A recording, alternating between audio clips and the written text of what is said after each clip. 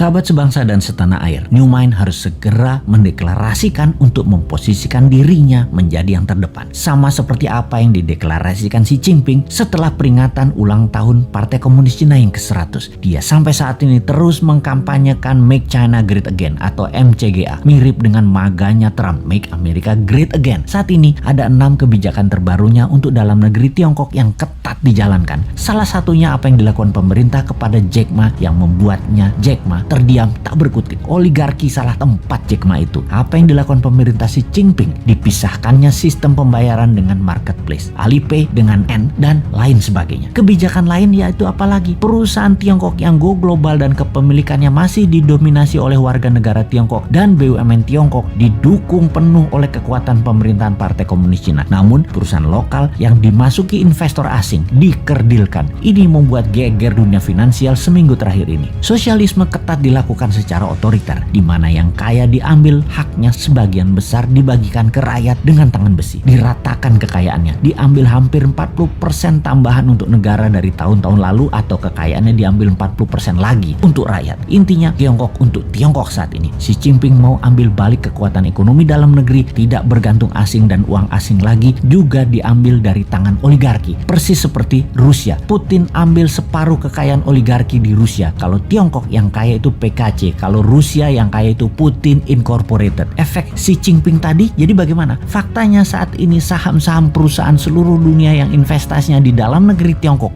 merah semua warnanya dalam seminggu ini. Dunia keuangan seluruh dunia panik. Aksi Xi Jinping ini cukup mengagetkan dunia, karena kalau Tiongkok mau, ternyata Wall Street jangan-jangan bisa kolaps. Hal ini udah ada di benak banyak pengamat. Mereka pengagum Amerika saja yang taat buta tidak melihat bahwa Tiongkok sekarang sudah banyak keunggulannya terhadap Amerika, termasuk sektor keuangan. Karena apa? Karena negaranya otoritarian yang dapat pemimpin yang bagus. Kita sebentar belok diskusinya tentang otoritarian dan demokrasi. Kalau kita dagang ada yang namanya upside dan downside. Dalam bernegara juga ada yang namanya upside dan downside. Di negara otoritarian, kalau dapat pemimpin yang jahat, egois, bengis, maka downside-nya banyak banget kepada bangsa dan negaranya. Kalau dapat pemimpin yang bagus, pro rakyat seperti Xi Jinping, Erdogan, Putin, Lee Kuan Yew, maka upside-nya untuk bangsa dan negaranya banyak. Di negara demokrasi, kalau dapat pemimpin jelek, downside-nya jelek walau tidak sejelek pemimpin otoritarian buruk. Kalau dapat pemimpin bagus di demokrasi, upside-nya tidak terlalu banyak juga. Nggak heran banyak negara walaupun demokrasi namun gaya pemimpinannya pengen otoritarian, berkuasa penuh. Seperti di negara tetangga, kalau aja para pemimpinnya bagus, sudah jadi negara superpower tuh dalam 20 tahun. Tapi faktanya memble, walaupun sudah otoritarian, jadi apa dong jenis penguasanya? Ya udah tahu sendiri kan ya. Kembali ke Make China Great Again yang mengutamakan kepentingan dalam negeri dan mengutamakan keuntungan Tiongkok di luar negeri menjadi mesin perang baru, persis seperti maganya Trump. Ayo New Mind segera mendeklarasikan MIGA, Make Indonesia